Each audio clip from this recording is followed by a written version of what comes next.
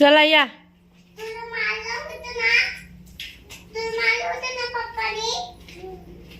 आधी नाही म्हणून ना, आधी नाही म्हणून ना. मला माहिती आहे कारण मला माहिती आहे कारण पप्पानी मारले तुला. होतं काय केलं? मी माझं काम करते, तुमचं तुमचं करा.